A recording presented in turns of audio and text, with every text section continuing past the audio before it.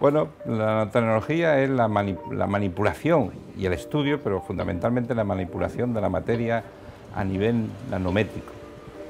Para hacerse una idea de lo que es un nanómetro, pues pensemos en una regla de las que se utilizan en dibujo, y la división más pequeña es un milímetro.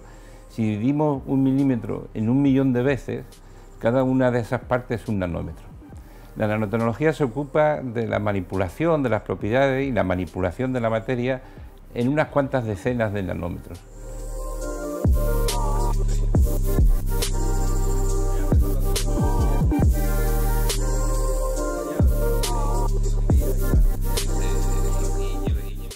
La nanotecnología se inicia pues allá por los años 50, cuando un físico americano, Richard Feynman, que es uno de los grandes genios de la segunda mitad del siglo XX, en un congreso de la American Physical Society, pues dijo una frase que pasó a la historia, que todavía hay muchos sitios ahí en el fondo, ¿no? Como en lo de los bares. ¿Dónde hay sitio? Pues al fondo de la barra. Pues él decía, hay muchos sitios todavía ahí en el fondo. O sea, hay muchas cosas que hacer y que por estudiar y por conocer a ese nivel.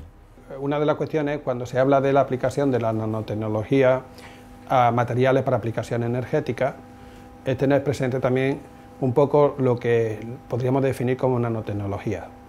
Porque ya la cuestión es que, dependiendo del campo en el que unos trabajen, interpretar exactamente si en la escala que está trabajando es nano, o sea, de nanotecnología o no, a veces suscita discusión. Podemos considerar nanotecnología siempre que estemos en un rango por debajo de los 100 nanómetros. Habrá quien diga pues, que determinado tamaño o determinada estructura no cumple exactamente el criterio de nanotecnología, pues porque no está por debajo de un rango, por ejemplo, de 60, 20 o 30 nanómetros. Pero si tomásemos como referencia 100 nanómetros, en el caso de la célula, por ejemplo, multiunión, encontramos capas que son de muy poquitos nanómetros, le llamaríamos capas nanoestructuradas. Hablamos de fenómenos nanométricos cuando la dimensión en la que tenemos interés tiene ese tamaño. Por ejemplo, una capa nanométrica es una capa que puede tener 1, 10 o 15 centímetros de superficie, pero tiene un espesor de 10 nanómetros o de 15 nanómetros. Si nosotros somos capaces de combinar esas capas, pues podemos obtener propiedades ópticas relevantes.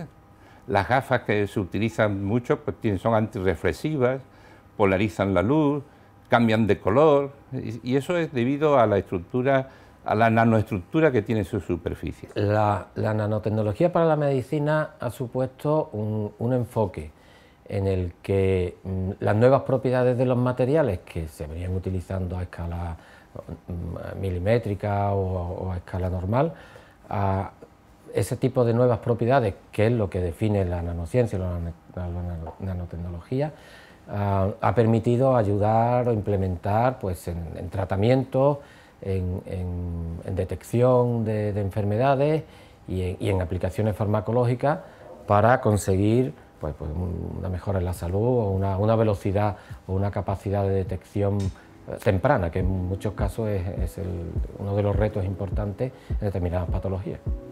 Ha sido muy relevante el enorme avance que ha supuesto la microscopía, porque para poder manipular hay que observar, hay que poder observar. Y hoy día hay microscopios que permiten prácticamente ver a nivel nanométrico, es decir, y permiten también manipular, y realmente pues eso nos facilita, nos abre unas puertas a hacer cosas que hace 10, 12 años eran muy complicados.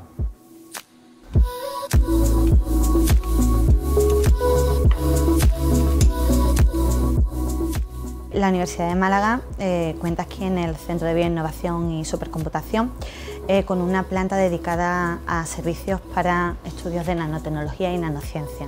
Estamos en el laboratorio de microscopía dual de doble columna, SENFID, que es un microscopio electrónico de barrido y tiene microscopía de haces de iones focalizados. Este es uno de los microscopios de mayor resolución en barrido, con una resolución subnanométrica, y la ventaja de utilizar tanto un SEM unido a un FIB es que no solamente tenemos para observar lo que ocurre en la superficie de las muestras a niveles nanométricos, escala nanométrica, sino también contamos con herramientas para modificar esa superficie. Es como si tuviéramos un pequeño nanolaboratorio ahí dentro de la cámara. Las principales aplicaciones de la microscopía dual SENFID son preparación de muestras ultrafinas para TEM, para microscopía electrónica de transmisión, reconstrucción 3D de un volumen de un espécimen, edición de circuitos y estudio de defectos. Pues bueno, para nosotros la nanotecnología es fundamental y el estudio de los materiales a escala nanométrica, ya que nosotros nos hemos centrado en la mejora microestructural de los materiales de cátodo. Concretamente, queremos que exista una alta área de contacto, una alta zona de reacción donde se puedan llevar la reducción catalítica del oxígeno y, por tanto, necesitamos utilizar de equipos como microscopía electrónica, tanto de transmisión como de barrido, para observar si la microestructura que tiene nuestro dispositivo es la adecuada o no.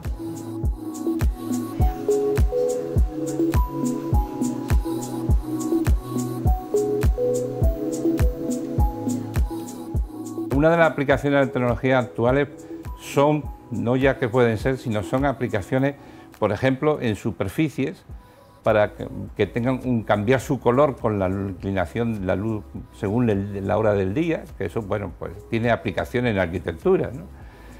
Otra aplicación de la nanotecnología que ya está en los mercados es superficies que son autolimpiables, que imitan la estructura que tiene la flor de loto, que tiene una superficie muy curiosa, nanoestructurada.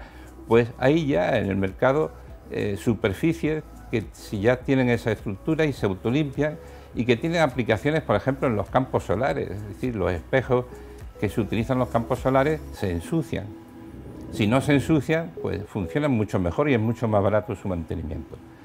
Hay aplicaciones de utilización de nanotubos en reforzamiento en materiales para raquetas de tenis, por ejemplo. Es que, bueno, pues toda esa serie de cosas. Y otro campo de aplicación muy relevante y que tiene un gran futuro es la medicina, ¿eh? En las prótesis, pues simplemente rayando la superficie de prótesis con surcos de tipo nanométrico, pues favorece que las bacterias no se depositen en ellas porque no se sienten cómodas. La nanotecnología en aplicaciones biomédicas se puede implementar fundamentalmente en dos grandes áreas. Una en relación a la farmacopea, es decir, permitir que un fármaco que no es soluble en condiciones biológicas pues pueda ser soluble, pueda ser transportado, conseguir que un fármaco o un tratamiento se dirija específicamente a aquellas dianas que se pretenden combatir, células, tumores, tejidos específicos, y esa es la parte más importante en el área farmacológica. Por otro lado, en la parte más de ingeniería tisular o regeneración tisular, bastante considerado, bastante relativo a materiales, pues podemos entender que la nanotecnología lo que está haciendo es ayudar a emular en cierto modo lo que la naturaleza ya hace.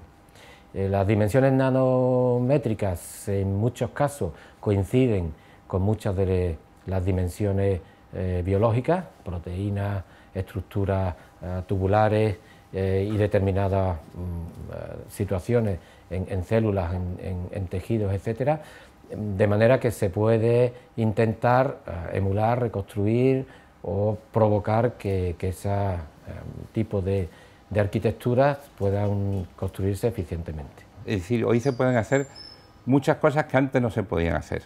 Y además tenemos métodos físicos y químicos que nos permiten actuar sobre la materia, transformarla, hacerla crecer de una determinada manera, construir nanorods, nanocapas. Todos los servicios de la planta del centro pertenecen al Vicerrectorado de Investigación y Transferencia. Entonces están abiertos a todos los usuarios de la Universidad de Málaga y de otras instituciones públicas de investigación, otras universidades, tanto andaluzas como nacionales, y también para empresas privadas.